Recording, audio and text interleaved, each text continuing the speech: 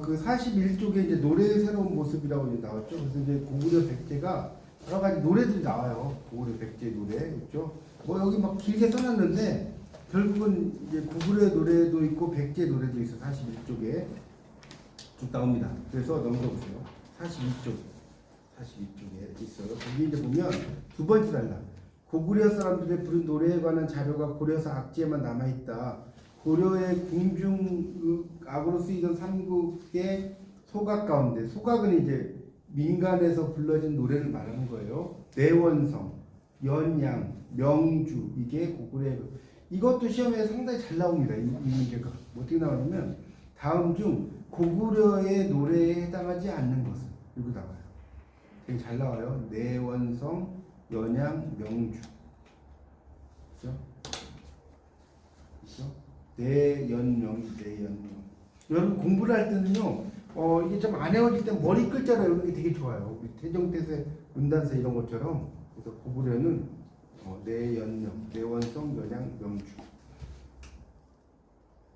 이렇게 이해하시면 될 것 같고, 백제 노래는 뭐 이제 그 밑에 가면 그 다음 단락 있어요. 선산 있죠. 무등산, 방등산 있죠. 그러니까 되게 재밌는 것은 백제 노래는 산이 대부분 많아. 그렇지 않나요? 여기 보면 선운산, 무등산, 방등산, 지리산, 그리고 정읍이라고 나왔는데 이게 정읍이 뭐냐? 정읍이 뭐예요? 정읍? 네? 정읍사. 정읍사 노래 들어보셨어요? 어떻게 됐죠? 정읍사 노래가? 달아 높이곰 두다샤 달님이셔 높이 비치십시오. 어기야 머리곰 비치오시라 멀리 비춰주십시오. 저제 여러신고요 시장에 계신가요? 어기야 진대랄 드대올세라. 진대라는 곳이 이제 여러 가지 의미가 있어요. 위험한 곳을 당신이 구제가 되었다는데, 첫 번째는 산적을 만난다. 산적대. 두 번째는 돈을 많이 벌어 남편이 어디 가요? 기생집에 가요. 이 두 가지 의미를 다 갖고 있어요. 진대가. 이 질퍽한 곳이라는 뜻이거든요. 그래서 나중에 어기에 어느이다 놓고시라 이렇게 나오거든요. 아무 곳에나 당신이 가진 짐을 놓고 오십시오. 당신이 더 중요하니까. 어기야 내가 가는데 점근하시라. 내가 가는데 날이 저물까 두렵구나. 그러니까 남편이 안 오는 거야. 요즘은 뭡니까? 핸드폰도 있고 카톡도 있고 한데 이 당시에 있겠어요? 남편이 안 오니까 가로등도 없죠. 내가 가는데 날이 저물까 두렵다. 기가 막힌 거죠. 그러니까 이 내 가는데 점근할시라 할 때 내가 간다는 거는 두 가지 뜻. 하나는 진짜로 아내가 간다는 뜻도 있고, 또 하나는 뭘까요? 부부 일심동체죠. 내 남편도 되는 거예요. 내 가는데 점근할시라는 거. 그래서 이건 완전히 여성의 노래. 여러분 그 정읍에 가면요, 정읍사 공원이 있어요. 나중에 정읍에 가시면 내장산만 가지 마시고 정읍사 공원을 꼭 가셔야 돼요. 저는 여러 번 가봤어요. 여기를 낮에도 가고요, 저녁에도 가야 돼요. 낮에 갈 때하고 저녁에 갈 때는 또 다릅니다. 저녁에 갈 때의 정말 제가 저녁에 가봤거든요. 여기 와, 그 느낌이 진짜 낮에 갈 때 한 100배 더 나더라.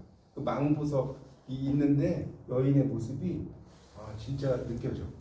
하여튼 그렇습니다. 그래서 여성의 노래라고 하는 게 백제 노래다, 이렇게 이해하시면 될 것 같습니다. 자, 그 다음에 이런 시기에 신라 노래라고 하는 게 43쪽이 나오는데요. 여기서 조금 어려운 단어가 하나 등장을 하는데 다른 거는 뭐 넘어가고, 차사 산해격이라는 말이 있죠. 43쪽에 여섯째 줄에 차사 산해격. 이 말들이 참 어려워요. 차사라는 건 뭐냐면 감탄사라는 뜻이에요. 감탄사고, 산해는 아까 제가 그 수업할 때 말씀드렸죠. 고뇌를 노래하는 걸 산해라고 해요. 그래서 산해가 기억나요? 아까 제가 산해가 했잖아요. 팔구치한가 십구치한가. 산해. 고뇌를 노래하는 것이 팔구치한가 십구치한가라고 그랬죠. 그래서 그런 것들이 이제 신라의 노래에 있다. 신라는 향가니까. 그 밑에 어쩌고저쩌고 나오는데 그냥 건너뛰겠습니다. 이거 다 할 수가 없어요, 시간 관계상. 그래서 이제 뭐 여러 가지 신라의 노래도 있다, 뭐 그러냐니까 그건 여러분 읽어보세요. 그 다음에 하나 좀 여러분에게 또 이야기하고 싶은 게 45쪽에 5.3 향가의 작품 세계 바로 위에 가나 요가 있어요. 가나 여러분 요 이야기는 또 안 할 수가 없는데 가와 요가 뭐가 다를까요? 우리 가요 무대 뭐 이런 월요일 날 또 하지만 가와 요의 차이가 뭔지 아세요? 가와 요 모르죠.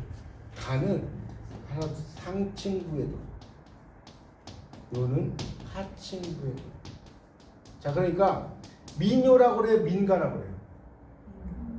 민요라고 하잖아요. 민요 우리가 그 뭐 노동요 이런 거 이게 하층부의 노래예요. 가는 상층. 그다음에 또 하나 가는 악기를 동반해. 악기 동그라미. 요는 악기를 동반하지 않아. 이게 가장 큰 차이. 가와 요에. 그래서 우리가 민요에서는 악기를 동반하지 않고 이렇게 부릅니다. 그러니까 손바닥으로 이렇게 이렇게 친다든가 그러면서 이제 젓가락으로 두드린다든가 그게 요입니다. 알았어요. 자 향가와 작품 세계로 들어가면 향가 그 밑에 있죠. 그래서 향가는 밑에 보면 경덕왕이 월병산을 불러 노래를 지으라고 하자 자기는 국선지도에 속해 있으므로 다만 향가만 깨쳤다. 그 국선지도 할 때 이제 도자는 물이 도자입니다. 여기서는 물이도 국선지도 할 때 도자가 그러니까 이게 이제 그 범성을 모른다라고 이야기했죠. 그래서 이제 이 범성이라고 하는 것이 뭐냐면 불교 노래라고 써봐요. 불교 노래. 그러니까 이 국선지도라는 것은 뭐냐면 예전에 그 화랑도 있죠. 그 화랑도들이 이제 그 어떤 그 세속오개 뭐 이런 거 하면 스님이 항상 있죠. 옆에 스님이 있잖아요. 그러니까 이 화랑과 관련돼서 이제 움직이는 어떤 그 스님 이런 사람들을 이제 국선지도라고 이야기하는 거예요. 그러니까 그런 쪽에만 있다 보니까 그런 향가는 깨쳤는데 범성에 대해서 잘 모른다 이런 뜻입니다. 참 여기 참불가라고 써놨죠. 향가는 그런 것과는 이렇게 우리말 노래다, 그렇죠? 그러니까 불교 노래는 아니잖아요. 이 향가가 그런 얘기고요. 월명사는 화랑 집단의 종교적 정신적 지도자에서 국선지도에 속한다. 맞죠? 그 국선지도는 그렇게 화랑이라는 것 자체가 꽃미남이라는 뜻이에요. 오다자에 산에 랑자 써가지고 요즘 꽃미남이라고 하는데 벌써 이 꽃미남의 원조들이 했어요. 화랑. 그래서 남자들이 막 화장하고 막 실제로 그랬어요. 여기. 처음에는 이제 남녀가 있었는데 화랑이 이렇게 이제 여러 가지 문제가 생기다 보니까 남자들만 만들어요. 그래서 화랑입니다. 하여튼 그래서 이제 화랑도 그 향가를 지은 그런 사람으로 등장합니다. 자 넘기세요. 그래서 46쪽에 가보면 거기 그 사실 다른 건 또 건너뛰겠습니다. 뭐 다 할 수는 없어요. 시간 관계상. 거기 그 세 번째 단락을 보면 향가는 사내가 계속 나오잖아요. 반복돼서 번뇌를 노래한다. 그래서 찬기파랑 사내가 이게 무슨 소리냐? 찬기파랑가가 사내가의 성격을 가지고 있다는 뜻이에요. 찬기파랑 사내가 말이 좀 어려운데 찬기파랑은 뭐냐? 기파랑의 인격을 찬양하는 노래. 그걸 찬기파랑가라고. 기파랑의 인격을 찬양하는 노래입니다. 그래서 찬기파랑 사내가 이렇게 이해하시면 될 것 같고요. 그래서 이제 뭐 찬기파랑가도 시간이 되면 뭐 공부하면 좋은데 시간이 없으니까 하여튼 기파랑의 인격을 찬양하는데 색깔들을 되게 잘 나타내요. 그 색깔의 의미가 정말 잘 나타나 있습니다. 읽어보면 그 정도 하고 넘어가겠습니다. 자 47쪽 향가의 실제 이게 또 재밌죠. 헌화가는 꽃을 꺾어서 받치면서 부르는 노래예요. 꽃이 이게 드리런자의 꽃자거든요. 성도광 시절에 손정공이라는 사람이 부인 수로와 함께 강릉태수로 부임하는 도중에 노래 두 편을 짓게 된다는 거죠. 수로 부인, 수로라는 게 뭐냐? 물길이에요, 물길. 수로 있죠, 수로, 물길. 그러니까 수로 부인은 뭐냐? 수로 부인의 수로가 뭔 뜻인 줄 아세요? 수로 부인. 왜 수로라고 썼을까요? 이름은? 자, 이것도 설명을 좀 해야 되는데, 이 수로왕, 김수로왕은 들어봤죠, 수로왕. 그 수로왕의 수로는 이렇게 써요. 머리 숫자에 드러낼 로지. 김수로왕은 들어봤어요? 수로는 머리를 드러낸다고요. 그러니까 아이가 태어날 때 머리부터 나오잖아요. 그래서 수로, 왕의 탄생을 기원하는 거고요. 자, 수로 부인할 때 수로는 물 숫자에다가 길로자죠. 물길이죠, 물길. 물길이잖아요. 물길은 뭘 의미해요? 양수를 의미해요. 아이가 이제 있는 그래서 이 의미 자체만 해도 이게 여성적인 의미와 남성적인 의미를 갖고 있는 겁니다. 그러니까 이 수로라는 게 수로 왕일 때와 수로 부인할 때 이 한자가 달라요. 이게 한자가 다릅니다. 그래서 여기서 수로 그래서 여러분이 강릉에 가면 헌화정이라는 게 있어요. 헌화정 저도 몇 번 가봤거든요. 여기 헌화정자가 있는데 여기 올라가면 경치가 끝내줘요. 그래서 거기서 밑에 경포대를 보면 와 너무 풍광이 좋아요. 그래서 이런 데를 여러분 국문학을 공부하면 찾아가서 보셔야 돼요. 그러면 그 느낌 이런 데서 헌화가를 공부하면 훨씬 더 좋아요. 그 현장에서 공부하면. 그래서 이제 꽃을 꺾는 그런 이야기인데 이 노인이 그 암소를 끌고 가다가 암소를 버리고 이렇게 이제 그 이 벼랑에 가서 꽃을 꺾어서 바친다는 거거든요. 그래서 암소가 도대체 뭘 상징하냐 이거에 대해서도 논란이 되게 많아요. 근데 보통 자기 부인이라는 의미도 있고 암소니까 또 하나는 뭘까요? 소니까 깨달음이라는 깨달음. 여러분 그 신무장이라고 있잖아요. 한용운이 있었던 곳이 소를 찾는 집 신무장. 그러니까 소는 뭐냐? 깨달음. 여러분 절에 가면 소 나오지 않나요? 소? 절에 가면 이게 다 깨달음이에요. 그래서 이게 고전을 공부할 게 이렇게 많습니다. 여러 가지 헌화가가 뭔지 해가가 뭔지 하여튼 뭐 이야기를 하면 너무 그 정도. 하여튼 수로 부인이 되게 미인이었어요. 미인이니까 누가 데리고 가요. 막 이 물속에서 용왕이 데리고 가기도 하고 뭐 그런 이야기가 그 뭡니까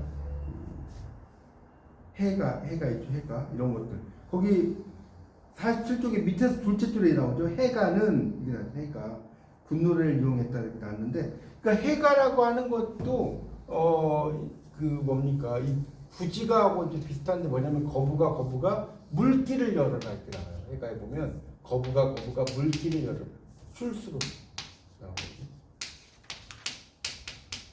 출수로라고 하는 것은 물길을 연다는 의미도 있고 수로부인 내놔라는 뜻도 있어요. 그러니까 이중적인 의미를 갖고 있어요. 남의 부녀자를 빼앗은 죄가 얼마나 크냐. 네가 만약에 내놓지 않으면 너를 그물을 던져가지고 잡아서 먹겠다. 이렇게 나오거든요. 이게 이제 그 구지가하고 상당히 비슷하죠. 그런 구조로 돼 있다. 이 정도 넘어가겠습니다. 그리고 이제 뭐 이거 말고도 여러 가지 향가들이 등장을 합니다. 거기 뭐 그 정도 하고 넘어갈게요. 뭐 또 다른 향가도 있긴 한데 뭐 그 정도만 알면 될 것 같아요.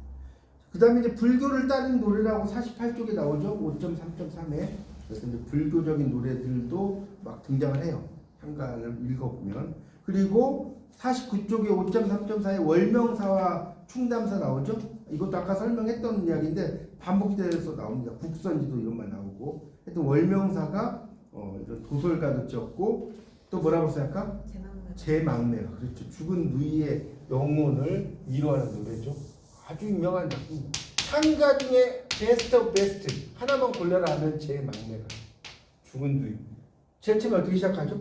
삶과 죽음의 길이 예이샤네. 나는 가나단 말도 못단이 있고 가난이 있고. 삶과 죽음의 길이 여기 있는데 나는 간단 말도 못하고 갔느냐. 어느 가을 이른 바람에 여기저기 떨어지는 잎처럼 하단 가지에 나고 같은 가지에 나고 가는 곳 모르겠구나. 멋지죠? 그러니까 같은 부모에 났다는 걸 같은 가지에 났다는 거 이렇게 쓰잖아요. 표현이 기가 막히죠. 미타찰 극락에서 만날 나는 돌을 닦으면서 기다리겠다. 이렇게 나오는 작품이 제 막내가. 그래서 이제 그런 것들도 이제 쭉 등장을 하는 것이 이제 나와요. 그래서 그 제 막내가 좀 볼까요? 50페이지입니다. 거기 세 번째 단락을 볼게요. 제 막내가는 월명사가 죽은 누이를 위해 제를 올릴 때 지었다. 노래를 지어서 부르자 광풍. 그럼 광풍이란 말이 뭐냐? 미친 바람이라는 뜻이에요. 미친 바람이 일어나 재단에 놓인 종이돈이 서쪽으로 날아가. 여러분 서쪽을 의미하는 게 뭘까요? 서쪽. 서방 정처럼 써요. 서방 정처. 극락을 의미하는 거예요. 서쪽. 극락을 의미합니다. 그래서 이제 뭐 이야기가 되는 거고요. 그 다음에 이제 충담사 나왔죠? 높은 경제의 향가 시인이었다 해서 안민가 지었다고 아까 설명했어요. 찬 기파랑가. 찬 기파랑가는 뭐다? 기파랑의 인격을 찬양하는 노래다. 그렇게 이해하시면 되겠습니다. 그 정도 하고 뭐 조금 나왔는데 건너뛰겠습니다. 자, 설화에 나타나는 상하 남녀관계 51쪽. 그래서 설화라고 하는 것 자체를 통해서 그 당시의 어떤 이야기들이 잘 드러나 있다는 겁니다. 그러니까 그 설화 속에는 어떤 그 뭡니까 그 삼국유사에서 아까 삼국유사가 한가가 나온다고 하지 않습니까? 상당히 설화적인 이야기, 실제가 아닌 이야기 이런 것들이 상당히 많이 등장을 한다. 뭐 그런 이야기들을 쭉 써놓은 겁니다. 여기 그 뒷부분이 그건 한번 읽어보시고요. 그래서 이제 54쪽에 가면 이제 고승의 신이한 행정이라고 나왔어요. 옛날 승려들의 신이한 행정인데 이건 조금 필기를 좀 할게요. 그 55쪽에다가 좀 쓰시면 좋겠는데 55쪽에 뭘 쓰냐면 자 일단 불교가 이제 이 신라시는 불교잖아요. 불교 유입을 해. 불교가 들어와요. 그래서 불교가 유입되면 그것을 통해서 영웅이라든가 고승에 대한 이야기를 등장을 합니다. 이 작품 속에다가 영웅의 고승의 이야기. 그래서 그런 걸 통해서 뭐가 되냐면 불교가 정착돼. 불교의 정착이 됩니다. 그러니까 불교 설화가 다양화가 돼. 불교 설화의 다양화.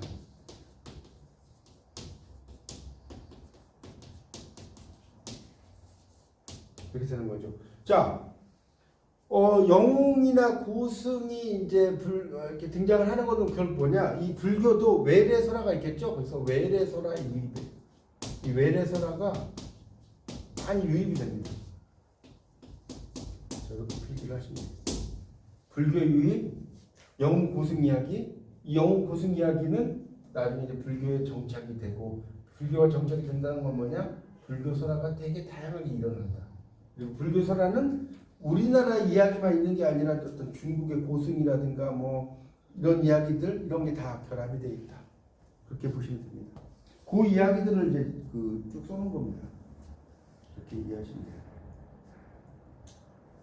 밑에 있는 거는 넘어가도록 할게요. 그 다음에 영웅담도 나오죠. 55쪽에 5.4.3 영웅 이야기도 계속 이야기가 됩니다. 영웅 여러 가지 이야기들이 등장합니다. 그래서 이제 뭐 57쪽 볼게요. 57쪽을 보면 자 거기 이제 그 세 번째 줄 좀 또 볼게요. 세 번째 줄 조웅전 같은 영웅 소설은 그러니까 웅자가 영웅 웅자예요. 앞에서든 상층의 전승을 그러니까 박시전은 하층의 전승을 재현했다. 나오죠. 그러니까 우리가 뭡니까 두 가지가 있을 때 박시전 같은 경우는 원래 박시전을 여러분 3학년 때 공부를 하셨겠지만 처음에는 되게 추녀로 있다가 나중에 이제 미녀로 바뀌잖아요. 박시전 같은 경우도 그렇죠. 그런 내용들이 등장합니다. 그래서 둘을 비교해 보면 하층의 전승은 큰 족적을 남기지 못하고 상층 지향의 영웅 소설이 훨씬 많다. 거기다 밑줄 주세요. 상층 지향의 영웅 소설이 많다. 57쪽에 한 넷째 줄 정도에 여기 나오고요. 그 다음에 이제 쭉 내려가다 다음 단락에 이제 그 온달 이야기도 나와요. 고구려 바보 온달 이야기 밑에 있죠. 그 다음 단락에 미천한 인물이 뜻밖의 행운을 만난 이야기 해가지고 여기 지금 그 온달이 공주를 맞아. 이거는 뭐냐? 온달은 하층의 남성과 상층의 여성의 만남이에요. 맞죠? 하층의 남성과 상층의 여성의 만남. 근데 반대로 상층의 남성과 하층의 여성의 만남도 있어요. 이야기를 보다 보면 신데렐라 같은 게 대표적인 케이스가 될 수 있고요. 그래서 그런 여러 가지가 있어요. 그리고 이 마퉁이 서동 아까 이야기했죠. 마파는 아이인데 결국은 그 무왕이 돼가지고 선화공주를 만나는 이야기. 뭐 그런 이야기들도 다 영웅담에 속한다.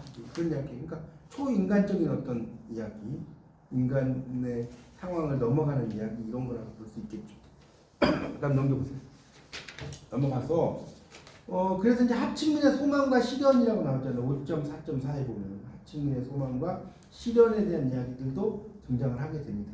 당연히 하층민들의 이야기들, 그러니까 권력의 행포에 맞서 싸우는 하층민 이런 게 되게 많다는 거예요. 그래서 여기 이제 보면 58쪽을 보세요. 58쪽에 거기 두 번째 달라 볼게요. 5.4.4에 이게 또 재밌는 이야기인데 일반 백성, 왕과 백성은 구별되고 쉽사리 어울릴 수 없죠. 설화에서는 왕과 일반 백성의 관계를 취급한 게 적지 않다. 그 양상과 이유를 이해할 수 있는데 미천한 인물이 왕이나 왕비가 되었다. 이런 게 많다는 거예요. 권력의 행포 때문에 희생되지 않으려면 방어사에 드는 지혜가 있어야 된다. 왕의 부당한 요구 때문에 참혹한 고난을 겪었다. 이런 것도 있고요. 자, 그 다음 밑줄 치세요. 존귀한 여왕과 미천한 남자 사이의 사랑을 다룬 유형에서는 신분의 차별과 사랑의 갈등을 다루었다. 이렇게 있어요. 그러니까 아주 상층의 여성과 하층의 남성, 이걸 쉽게 말하면 저기 존귀한 여성과 미천한 남자 사이의 사랑 이렇게 써놨잖아요. 그걸 다시 한번 좀 더 풀었으면 써보세요. 상층의 여성과 하층의 남성의 사랑 이야기다. 이렇게 이해하시면 되겠습니다. 자, 그렇게 정리하시고 이제 도미 이야기가 나오는데 59쪽에 59쪽 볼까요? 59쪽의 두 번째 단락에 백계에서 도미라는 사람의 아내가 당했다는 순한 이야기는 왕의 행포를 고발한다. 있죠? 도미는 하층민이지만 의리를 알았다고 소문을 꺼냈다. 도미의 아내가 되게 아름다워요. 그래서 행실이 고다서 사람들이 칭송했는데 한쪽을 이렇게 소개했으니 상대역인 백제의 계루왕은 악역이에요. 항상 뭡니까? 메인이 있으면 반대가 있어야 되잖아요. 그렇죠? 왕이 자기 욕망을 채우기 위해 백성을 괴롭힌 짓을 드러내 고발한 주요 부분. 그래서 결국은 이 도미의 아내를 차지하기 위해서 하다가 실패하는 이야기거든요. 뭐 그런 이야기들. 그렇게 나오고요. 또 이제 남녀 관계를 반대로 설정하는 이야기도 있어요. 이것도 재밌죠. 밑에 보면 미천한 백성이 여왕을 사모해서 생긴 사건이에요. 그래서 여왕이 선덕여왕인데 여러모로 걸출한 인물이죠. 선덕여왕을 지귀라는 이름의 천하디천한 역졸이 짝사랑하는 이야기예요. 이것도 되게 재밌죠. 그래서 이제 짝사랑을 했는데 선덕여왕이 왔는데 팔찌를 이제 놓고 갔는데 그 팔찌를 이제 옷에다가 대고 있었는데 불이 나가지고 다 타버려요. 이 지귀에 옷이 막 타버리고. 그러니까 엄청난 상상력 이야기죠. 그렇게 나옵니다. 뭐 그런 식의 남녀간의 사랑 이야기들이 많이 등장한다는 겁니다. 그렇게 알면 될 것 같아요. 그래서 이제 설화라고 하는 것이 5.4.5의 60페이지에 보면 그래서 정착하고 변모하게 된다는 이야기가 나오는 것이고요. 그래서 거기 61쪽에 보면 두 번째 단락에 볼게요. 설화를 옮기면서 수식을 가다듬고 주제도 선보는 작업이 계속되어서 폐관. 여러분 폐자가 무슨 폐자인 줄 알아요? 두 번째 단락의 둘째 줄의 폐자가. 이게 폐자예요. 피를 뽑는다는 거. 몸에 있는 피 말고 그 벼하고 비슷한 피 있지 않나요? 폐자라고. 벽과의 한해살이 풀이 피거든요. 폐관자. 그러니까 폐관은 뭐냐면 민간의 이야기들을 모으는 관리, 이렇게 써볼까요? 그걸 폐관이라고 합니다. 민간에 있는 이야기들을 모으는 관리를 폐관이라고 합니다. 그래서 폐관 잡기 이렇게 쓰는데 폐관 또는 폐설 이렇게 이제 이야기합니다. 야승 다 같은 말 맥락으로 쓰이는 겁니다. 이런 이야기들도 등장하고 그 다음에 이제 연극의 자취를 찾아서 뭐 이렇게 나오고 연극이 이제 고구려 백제 때 뭐 여러 연극이 있었다는 것이 고구려 연극도 있고 백제 연극도 있고 신라 연극도 있고 이렇게 나오는데 특히 이제 고구려 백제는 넘어가고 65쪽에 보면 신라의 상황과 처연극 이렇게 나와요. 65쪽 보세요. 그래서 여러분이 아마 국사 시간에 다른 건 몰라도 그 두 번째 단락 5.5.3의 두 번째 단락에 551년에 팔관이라는 건 들어봤죠. 국사 시간에. 불교 행사입니다. 그래서 그 팔관에 대한 이야기들도 쭉 나와요. 연등회 이런 것들도 특히 신라에서 많이 있었다. 그런 이야기 나오고요. 그 다음에 뭐 다른 건 좀 느끼고 처용에 대한 이야기 좀 볼게요. 67쪽. 67쪽의 세 번째 단락에 보면 처용이 나와요. 처용. 그렇죠? 처용은 특이한 존재다. 그래가지고 처용이 이제 그 보면 기존의 수호신이 아니면 헌강왕이 개운포에 갔다가 이렇게 나왔죠. 10개자의 그 구름 문자에 그 물가 포자에 그 뭡니까 구름이 딱 거친다는 거 개운이라는 게.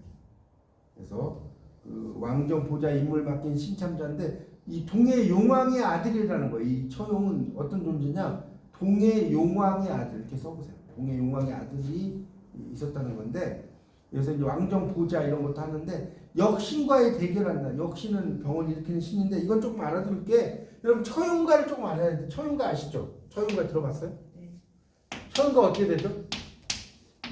새벌 발기달에 밤들이 논이다가 그러니까 동경의 밝은 달에 온라이트 하고 쭉 놀다가 집에 와서 자리를 보니까 다리가 넷이라는 거예요. 가라리 네이어라기도 하거든요. 둘은 내 것인데 둘은 누구의 것인가? 본디 내 것이지만 빼앗은 것을 어찌하리. 그런 이야기거든요. 그러니까 결국은 이 내용으로만 보면 초용의 부인이 이제 다른 남자와 이제 잠을 자는 그 모습이에요. 근데 이거를 이제 문학적으로 볼 때는 그 글자 그대로 보는 게 아니라 이게 또 되게 재밌어요. 기비 공부. 초용의 아내가 역병을 알게 돼. 역병을 알아요. 역병 뭔지 알죠? 아주 그런 병을 앓는 모습을 다리가 4개라고 표현한 것이다. 외간 남자와 이게 그런 게 아니라 문학이라는 게 재밌어요. 그래서 근데 그런 것들을 이제 이런 식으로 표현을 했다는 거예요. 하여튼 그런 이야기입니다. 그래서 여기 보면 그러니까 여러분이 이게 국문학을 공부하려면 배경 지식이 많아야 돼요. 배경 지식이 없으면 이게 무슨 말인지 이해가 안 가요. 역시는 여기 보면 나오잖아요. 문자 그대로 병을 일으키는 신인데 왜 초용하고 연결돼 있지? 그런 이야기입니다. 그래서 이제 오방초용무 해가지고 막 그 처용 춤을 추면 역병을 막 이제 이기는 그런 춤이거든요. 그런 내용들도 나옵니다. 그리고 이제 신라의 뭐 여러 가지 놀이들도 있었다. 뭐 이런 이야기가 쭉 나와요. 탈춤도 이런 이야기가 뜨겠습니다. 그런 것들이 있었고, 그리고 이제 남북국 시대도 있었어요. 69쪽이요. 이 아까도 계속 이야기했지만 남북국 시대는 또 뭐다? 통일 신라 시대다. 통일 신라 시대를 남북국 시대라고 한다. 그래서 이제 이 발해를 우리가 뭐라고 하냐면요. 69쪽의 그 세 번째 단락을 볼까요? 발해는 당나라에서 해동 성국, 바다 동쪽에 이 성자는 뭐냐면 아주 융성하다는 뜻이에요. 융성한 나라, 발전하는 나라. 해동 성국이라고 합니다. 그래서 이제 그런 발해 이야기들도 쭉 나오고 있습니다. 발해에 대한 뭐 역사에 대한 이야기 쭉 나오니까 한번 뭐 보시면 돼요. 근데 어쨌든 발해도 문학에 대한 아름다움 이런 것을 많이 표현하고 있다 이렇게 이해하시면 될 것 같아요. 그 정도. 그 다음에 이제 71쪽으로 가면 신라 한문학이 성숙했다. 신라 한문학 점점 성숙하는데 특히 여러분이 알아두실 거는 설총이 나와요. 세 번째 단락 보세요. 설총은 원효의 아들이다. 이게 나왔죠? 어머니가 공주였잖아요. 아버지가 육두품이어서 육두품 신분을 물려받았다. 나오죠. 그래서 이제 그런 이야기들도 나와서 설총이 뭘 발견했어? 아까 이야기한 이두를 발견한 거예요. 우리말식 한자 이두를 발견했다. 뭐 그런 이야기 쭉 써놨어요. 넘어가면 됩니다. 그리고 이제 그 넘겨보세요. 채치원이 또 등장 안 할 수가 없어요. 72쪽에 세 번째 단락을 가겠습니다. 세 번째 단락에 당나라에 가서 빈공과에 급제하고 이런 말 나오죠. 여러분 빈공과라는 말이 뭔지 아세요? 빈공과? 빈공과의 뭐 뜻이 뭐예요? 이게 손님빈자예요. 손님빈자. 외국인들이 보는 시험이 빈공과. 이게 뭔 소리냐면 요즘으로 말하면 우리나라 중국인 유학생이 되게 많아요. 중국 유학생이 많은데 중국인 유학생들끼리 모아가지고 시험을 보는 게 빈공과예요. 쉽게 말하면. 그러니까 여러분 빈공과의 시험을 최천이 합격을 했다라고 하는 것이 우리가 어떻게 생각하면 되게 똑똑하다라고 생각할 수 있지만 중국인 유학생들끼리 모여가지고 시험을 보면 어때요? 한국 사람보다는 잘 모르겠죠? 아무래도. 그래서 뭐 이게 아주 막 대단한 건 아니다. 이렇게 이야기하시는 분도 있습니다. 어쨌든 빈공과에 급제를 해서 문명을 떨치고 왔던 육두품 출신이다. 이런 얘기 나옵니다. 그래서 최치원이 뭐 여러 가지 작품들 써요. 뭐 작품 내용까지는 잘 모르시겠지만 어쨌든 토황소 경문 이런 것도 지어가지고 황소라는 사람이 이걸 읽고 막 뭐죠? 계단에서 이게 무릎을 주춤했대요. 이게 그 최치원의 글을 읽고 그런 토황소 경문이라는 글도 쓰고 대단한 분이죠. 그런 그 사람이었다는 거 쭉 나오고 있습니다. 자, 그렇게 해서 이제 그 73쪽까지가 이제 그런 내용이고 고려 전기 74쪽에 가면 이제 고려 전기가 있어요. 고려 전기가 중세 전기문학 제1기인데 이 고려 전기는 당연히 여기다 써볼까요? 문학 담당층의 변화. 고려 전기는 오늘 제가 이 고려 전기까지는 좀 빨리 끝내드릴게요. 그 고려 전기가 지금 여러분 교재를 보면 94쪽까지 있어요. 94쪽까지가 고려 전기거든요. 핵심만 9시 50분까지 하고 아침 8시 50분. 그래서 이 고려 전기는 뭐다? 문학 담당층의 변화, 땡땡, 문벌 귀족. 이게 가장 포인트예요. 문벌 귀족이 문학 담당증이었다. 이게 가장 포인트예요. 그래서 그런 이야기들 건국신화가 재현됐다. 건국신화가 나오죠. 재현됐다는 거. 그러니까 건국신화라는 건 아까도 이야기했지만 74쪽에 두 번째 단락의 셋째 줄 밑줄 치세요. 미천한 처지에서 일어나 용맹을 떨친 행적을 기리는 이야기 있죠. 미천한 처지에서 일어나 용맹을 떨친 행적을 기리는 이야기 밑줄 쳐놓으시고요. 그래서 그런 이야기들이 뒤에 나오니까 그건 읽어보세요. 읽어보시고 다 읽을 필요 없으니까. 그리고 77쪽 고려 건국신화는 그 두 번째 단락을 보시면 자 첫째 줄에 설화 전승은 고려 건국신화다 밑줄 치세요. 설화를 전승한 거는 다 고려 건국신화들이 설화를 전승했다는 거예요. 그렇게만 이해하면 돼요. 고려 건국신화가 이 설화들, 민간의 이야기들 이런 걸 다 전승했다는 이야기가 쭉 나오고 있어요. 79쪽으로 가면 여러분 국문학의 역사는 이런 식으로 공부하는 거예요. 이걸 다 읽는 게 아니에요. 이렇게 흐름을 쭉쭉 보면서 가면 돼요. 고려 전기한가 있죠? 아까도 여기 고려 전기한가 대표적인 게 뭐라고 그랬죠? 예종의 뭐라고 했어요 아까 했는가? 고이장가라고 했잖아요. 두 명의 장수를 애도하는 노래예요. 김낙과 신승경. 그런데 이 고려의 한가는 별로 영향가가 없다. 그런 이야기 했었어요. 그리고 이제 균여대사, 이 균여가 나와요. 거기 그 79쪽의 둘째 줄에 대표적인 작품 균여의 보현, 시원가 11수가 있어요. 근데 이제 이것도 학자들에 따라서 아니 보현, 시원가, 균여가 지은 게 11수인데 이것도 그냥 한 편으로 볼 수밖에 없고 한 편으로 볼 수 있지 않느냐? 학자마다 의견이 또 달라요. 근데 이제 어쨌든 보통 우리가 한가는 뭡니까? 균여전의 11수. 균여전의 11수. 324. 보통 24수라고 이제 보통 이야기해요. 그래서 일반적으로 이제 이거 합치면 한 35편? 이 정도로 보는데 어떤 근데 균여의 그 보현 시험가는 저도 읽어봤는데 별로 그렇게 와닿는 내용은 별로 없습니다. 불교적 노래고 하여튼 그런 게 있다는 것만 여러분 아시면 될 것 같아요. 그 정도로 넘어가겠습니다. 자, 80페이지. 거기 아까도 좀 설명을 드렸지만 셋째 단락을 볼까요? 고려 전기 한가가 신라에서만큼 위세를 떨치지 못한 것은 어쩔 수 없는 일이었다. 제가 말씀드렸죠. 고려에 가면 별로 깊이가 떨어집니다. 그래서 이제 그렇다는 거고, 그 다음에 이제 도의장가가 나와요. 거기 이제 도의장가 나오죠. 거기 지금 단락의 넷째 줄인가 보면 도의장가는 나오죠. 넉줄향가의 모습을 하고 있다. 도가 애도할 도자고요. 두 명의 장수를 애도하는 노래다. 이겁니다. 그리고 그 밑에 단락에 또 밑줄 좀 치세요. 도의장가와 정가정복은 향가의 잔존 형태다. 향가가 잔존하는 형태. 도의장가, 정가정복. 향가의 그 성격이 있다 이런 얘기고요. 그 다음에 이제 도의장가가 아까도 설명했죠. 81쪽이 두 번째 단락을 볼까요? 도의장가를 지은 사연은 이렇다. 예종이 1120년에 서경에 가서 서경이라고 하는 것은 어딘지 아세요? 평양이에요. 평양. 개경이 개성이고 개경과 서경이 있잖아요. 이건 알아서 상식으로 개경이 개성이고 서경이 평양입니다. 팔관을 보는데 하수아비 둘이 관복을 입고 말을 타고 뛰면서 뜰을 돌아다니고 있대요. 이상하게 여겨보자 좌우에서 이분들은 신승겸 나오죠. 김낙입니다. 김낙과 신승겸 나오죠. 슬픔에 잠긴 예종이 감격해서 두 공신의 후예를 묻고 한시와 함께 한가를 지었다. 그런 작품인데 그렇게 뭐 문학성이 뛰어난다고 할 수는 없습니다. 그렇게 좀 정리를 하면 되고요. 82쪽에 두 번째 단락에 정서 나와요. 정서가 쓴 작품이 뭐예요? 아까 금방 한 정과정입니다. 정과정. 근데 정과정은 원망의 노래예요. 밑에서 82쪽 밑에서 여섯째 줄 정도 올라가 볼까요? 이 노래는 원가와 연결된다고 할 수 있다 있나요? 원가가 뭐냐? 원망의 노래.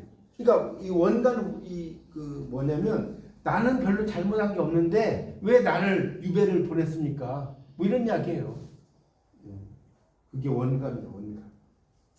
자, 83쪽에 이제 고려는 아까도 과거 제도가 중요하다고 그랬죠. 거기 83쪽 6.3.2를 보면 광종은 쌍기의 건의를 받아들여 과거 제도를 실시했다 이렇게 나왔죠. 과거 제도를 실시한 사람이 광종이에요. 광종. 그런 거 이해하시고요. 그리고 이제 이 당시에 최승로라는 사람이 되게 유명해요. 83쪽 마지막 단락. 최승로였다. 육두품 출신 아버지가 벼슬아들에게 있는 집안에서 태어나가지고 이 최승로가 또 이제 유명한 그 분으로 나오고 있습니다. 뭐 이제 그 중에서 뭐 다른 사람 건너뛰고요. 여기 84쪽의 마지막 단락으로 가면 박인양이 등장해요. 박인양 아까 박인양의 대표적인 작품 뭐였죠? 기억나요? 수의전. 박인양은 수의전이라고 했잖아요. 기이한 이야기. 이런 작품을 씁니다. 박인양이.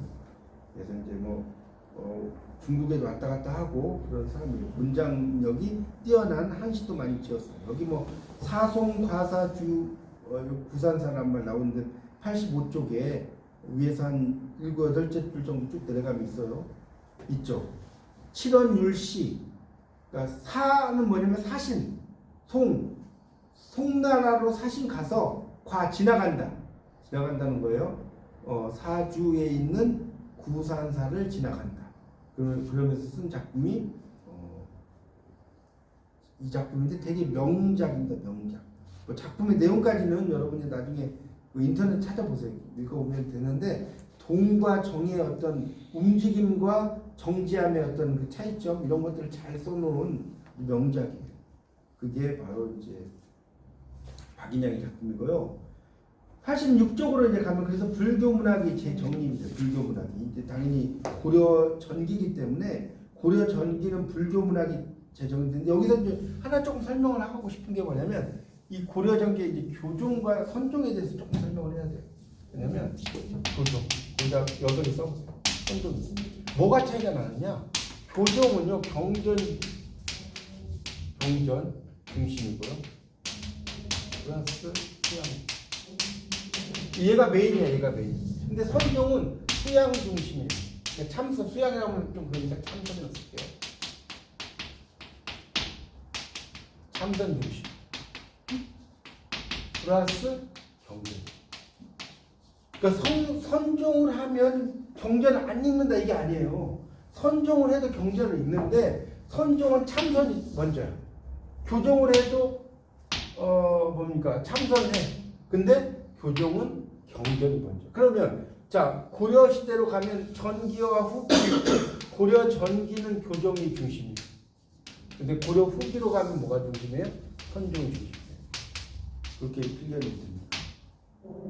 그런 이제 고종 선종 뭐 이런 이야기가 좀 나오고 있어요. 그렇게 얘기하시면 돼요. 자 그다음에 이제 설화와 역사사이라고 이제 그 나오죠. 87쪽에 보면. 그러니까 설화도 이제 쓰면서 역사적인 이야기들도 많이 등장을 한다는 것을 이야기하고 있고 수의전이 아까 말씀드린 게 나오는데 88쪽 보세요. 6.5.2 수의전이라는 책은 설화집이다 있죠. 박인양의 작품이라고 아까 이야기를 했는데 자 거기 그 88쪽 보세요. 88쪽 마지막 단락 수의전의 원본과 개작본이 있었다. 원본은 신라 때 최천이 지었을 듯하다. 고려로 넘어오자 뭐 이렇게 읽었다. 그래서 최천을 주인공한 이야기도 있다. 그러니까 그래서 이제 여기 보면 밑에서 둘째 줄에 개작본의 작자는 박인양이었으리라고 생각된다 이렇게 나오죠. 박인양이라는 설이 상당히 강하고요. 이 박인양의 수의전에 뭐가 들어가냐? 최천이 들어가요. 최천 이야기가 나와요. 박인양의 수의전 속에 뭐가 들어간다고? 최천이 있어요.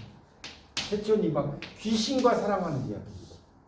그래서 하여튼 이게 들어간다는 걸 좀 더 이해하시고 넘어갈게요.